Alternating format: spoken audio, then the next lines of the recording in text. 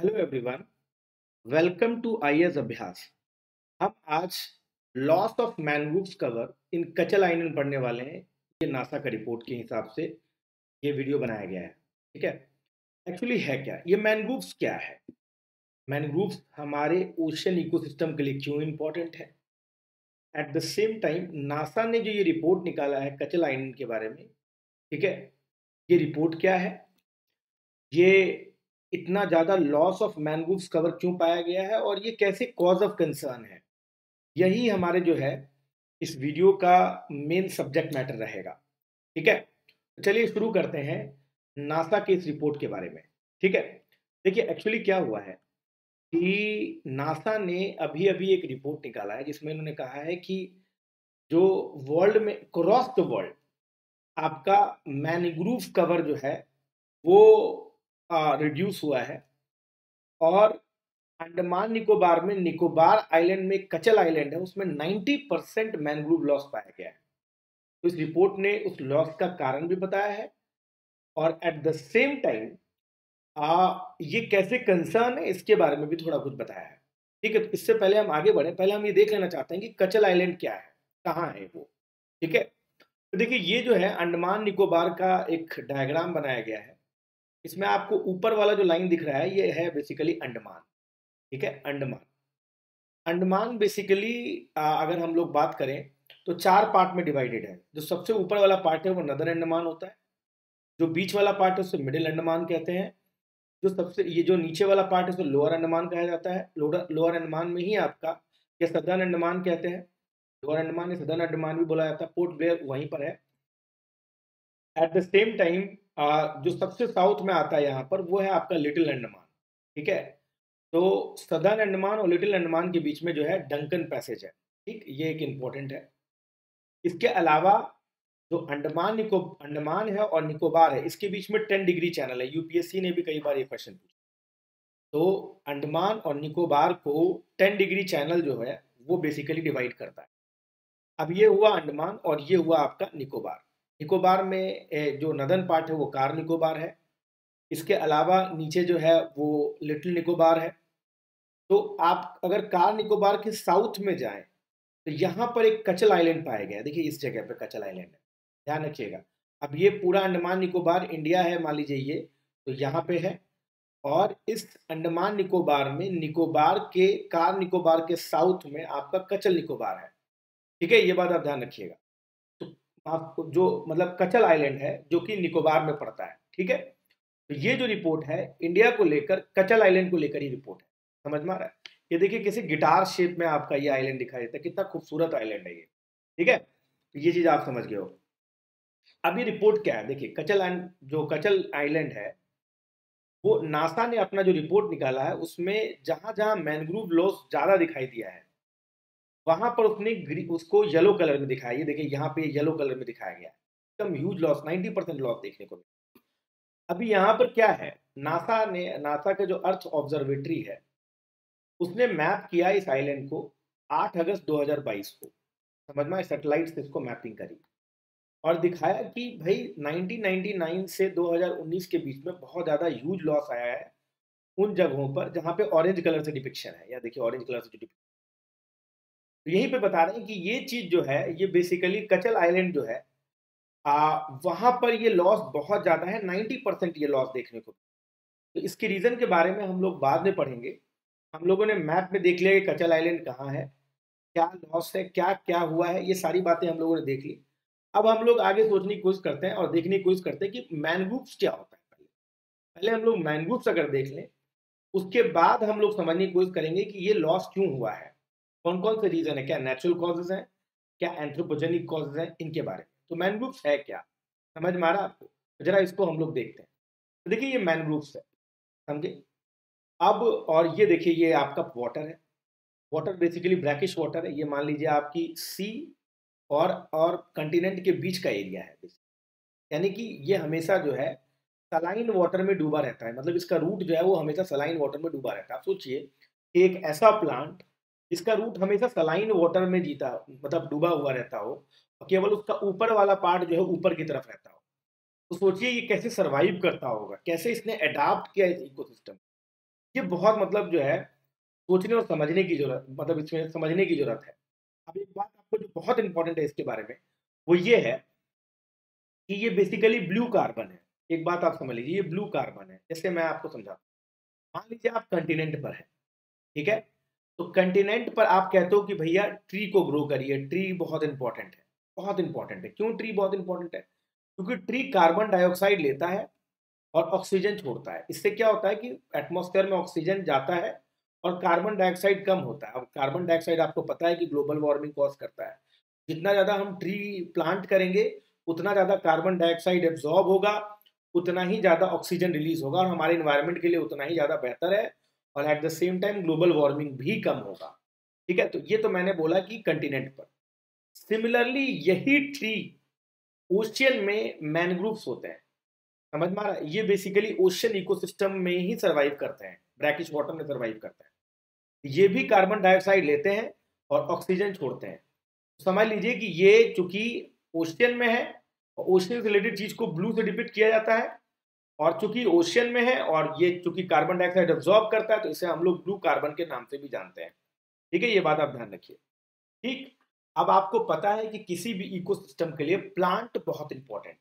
बहुत इंपॉर्टेंट है। क्यों इंपॉर्टेंट है? क्योंकि देखिए, प्लांट जो होता है ना, प्लांट जो होता है वो प्राइमरी प्रोड्यूसर होता है। खाना हम नहीं बनाते हैं, ठीक है? खाना हमेशा प्लांट बनाता है, हम तो उसे प्रोसेस करते हैं। और सभी लोग इस प्लांट पे डिपेंडेंट है। तो किसी भी इकोसिस्टम में जो फूड चेन होता है, उसका जो बेसिक लेयर होता है, जो सबसे बेस का लेयर होता है, ट्रॉपिक लेवल, वो हमेशा प्राइमरी प्रोड्यूसर प्लांट ही होता है। समझ रहे हो बात को? और पूरा इकोसिस्टम इसी पर सर्वाइव करता है। सिमिलरली अगर हम ओशन इकोसिस्टम की बात करें, तो उनके कुछ बेसिक यूनिट्स हैं।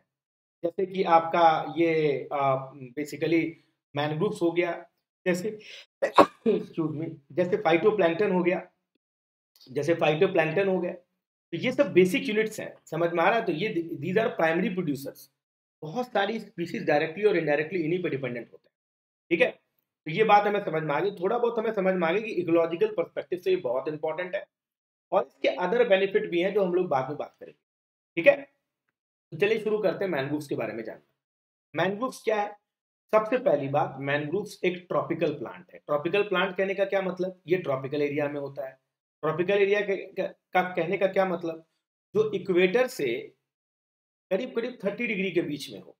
समझ में आ रहा? तो ये बेसिकली आपको ट्रॉपिकल एरिया का प्लांट है। ठीक, एक चीज ध्यान रखिएगा। दूसरी बात, ये loose, wet soil, salt water, इनमें हमेशा सबमर्ज रहता है। इनका जो रूट होता है वो हमेशा इनमें सबमर्ज होता है। तो इस ये बेसिकली अडेप्टेड है इन कंडीशंस को लेकर। जहां कुछ नहीं उगता वहां मैनग्रूव्स उगता। समझ रहे हो बात को? और मैनग्रूव्स के इंपॉर्टेंस आप जान ही गए। तो इनके फीचर क्या है? पहली बात तो ये सलाइन इन्वायरमेंट को अडेप्टेड है। इनका सर्वाइवल ऐसे है कि हॉस्टाइल इन्वायरमेंट जैसे सलाइन इन्वायरमेंट है, जहां उनका रूट जो है पानी में डूबा हुआ, उन चीजों में वो सर्वाइव कर जाता है जहां पे लो ऑक्सीजन कंडीशन है। लो ऑक्सीजन में बेसिकली अंडरग्राउंड टिश्यू से जो पानी डूबा हुआ है पानी के अंदर, अब वो रेस्पिरेशन कैसे लेगा? तो जो भी डिजोल्व ऑक्सीजन होता है उससे रेस्पिरेशन लेता है।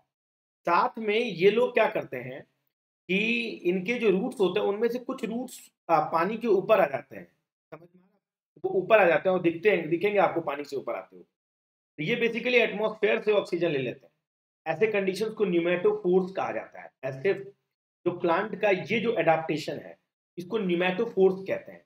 इसमें प्लांट अपने रूट को पानी से ऊपर ले आता है और फिर एटमॉस्फेरिक ऑक्सीजन से सांस लेता है।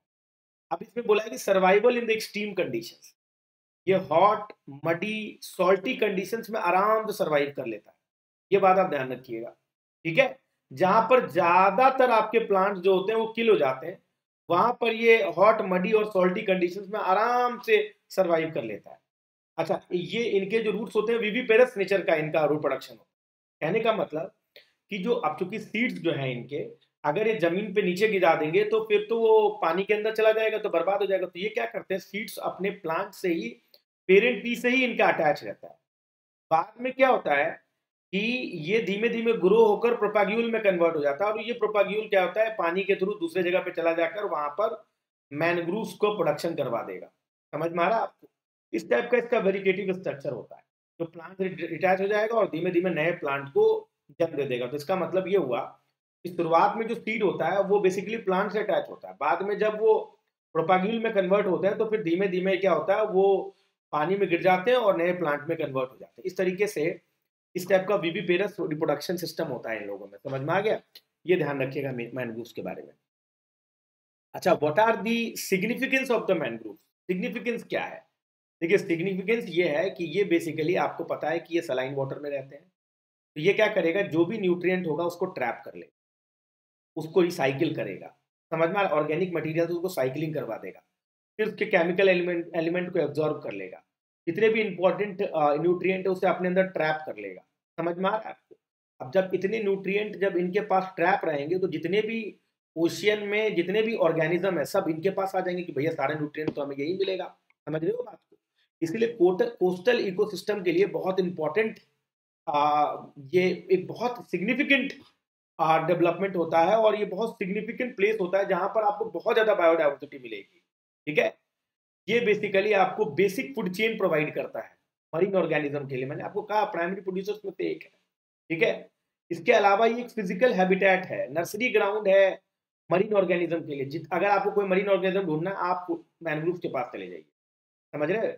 अच्छा, एक खूबसूरती क्या होती है मैनग्रोव्स में कि ये कंटिनेंट और ओशियन के बीच में पाया जाता है। बेसिकली ये इकोटोन है। इकोटोन किसे कहते हैं? जब दो इकोसिस्टम एक दूसरे में मर्ज कर रहे होते हैं, यानी ये कंटिनेंट है और ये ओशियन है, तो जब मर्ज करते हैं इस प्लेस को हम लोग बेसिकली इकोटोन कहते हैं। ठीक है? तो मैनग्रोव बेसिकली इकोटोन में पाया जाता है। तो यहाँ पर आपको कंटिनेंटल स्पीशीज भी मिल जाएगा और यहाँ पे आपको ओशियानिक स्पीशीज भी मिल जाएगा आराम से। इसलिए यहाँ पे बहुत ज्यादा आपको बायोडाइवर्सिटी मिलेगी। अच्छा, 2004 का जब आपका सुनामी आया था तो देखा गया था कि मान लीजिए ये कोस्टल प्लेस है और जहां जहां मैनग्रोव्स हैं वहां वहां का जो कोस्टल एरिया है वहां पर डैमेज बहुत कम है। समझ में आ रहा है? तो मैनग्रोव्स बेसिकली बफर स्टॉर्म की तरह काम करता है। अगर कोई भी हाई वेव्स या हाई एम्पलीट्यूड का वेव आ रहा है तो उसको रोकेगा, उसको उसकी स्पीड को कम करेगा। It act as a buffer. समझ में आ रहा है? इसीलिए कोस्टल इकोलॉजी के लिए बहुत इंपॉर्टेंट है। समझ में आ रहा है? अब ये सारी बातें आपको मेंस में लिखनी पड़ेंगी अगर मैनग्रोव का सिग्निफिकेंस आएगा। अगर हम बात करें इंडिया का मैनग्रोव कवर का, तो वो करीब करीब 45.8%, तकरीबन 46% आपका टोटल साउथ एशिया में जितना भी आपका मैनग्रोव है उसका टोटल 46% अकेले जो है वो इंडिया के पास है। ये ध्यान रखिएगा। अगर हम इंडिया स्टेट फॉरेस्ट रिपोर्ट 2021 जो लेटेस्ट है 17 रिपोर्ट उसकी बात करें तो इंडिया में टोटल 4992 स्क्वायर किलोमीटर में मैनग्रोव पाया जाता है, जो कंट्री के टोटल ज्योग्राफिकल एरिया का 0.15% है। ध्यान रखिएगा। अगर हम लार्जेस्ट मैनग्रोव कवर की बात करें तो सुंदरबन है। अब सुंदरबन जो है उसका नाम सुंदरबन क्यों पड़ा? क्योंकि वहां पर जो मैनग्रोव है उसका नाम है सुंदरी। सुंदरी मैनग्रोव से ही सुंदरबन का नाम पड़ा है। तो वेस्ट बंगाल में सुंदरबन में हाईएस्ट मैनग्रोव कवर पाया जाता है, जो कि खुद में एक यूनेस्को वर्ल्ड हेरिटेज साइट भी है। यहाँ पर आपको royal Bengal tiger, Gangetic dolphins, इसके बाद आपका जो है एस्पेराइन क्रोकोडाइल्स पाए जाते हैं। इसके अलावा भितरकनिका मैनग्रोव्स में भी बहुत ज्यादा, मतलब सेकंड लार्जेस्ट मैनग्रोव फॉरेस्ट है। भितरकनिका जो है खुद ब्रह्मी और बैतरनी के मर्जर पॉइंट पे बना हुआ है। ध्यान रखिएगा, ब्रह्मी एक नदी है और बैतरनी नदी है, ये दोनों जहां मर्ज करते हैं उस वहां पर भितरकनिका है। भितरकनिका एक बहुत इंपॉर्टेंट स्पीसीज पाया जाता है जहाँ वहां पर, जैसे हम लोग कहते हैं सॉल्ट वाटर क्रोकोडाइल। समझ में आ रहा है? सॉल्ट वाटर क्रोकोडाइल, तो वो भितरकनिका में पाया जाता है। ये one of the most significant Ramsar wetland में से आता है भितरकनिका। ठीक है? इसके अलावा गोदावरी, कृष्णा मैनग्रोव आंध्र प्रदेश जो है ये भी बहुत इंपॉर्टेंट है, जो कि एक्सटेंड तमिलनाडु तक करता है। These are some of the most geographical cover in India, मतलब geographical coverage of mangroves in India. अगर सबसे ज्यादा मैनग्रोव कवर की बात करें तो वेस्ट बंगाल में हाईएस्ट पाया गया सुंदरबन डेल्टा में। ये बात ध्यान रखिए और याद रखिएगा। अब आते हैं इस रिपोर्ट में लॉस का रीजन क्या बताया। लॉस का क्या रीजन बताया? देखिए सिंपल बात है। एक तो कॉज दिया इन्होंने नेचुरल कॉज।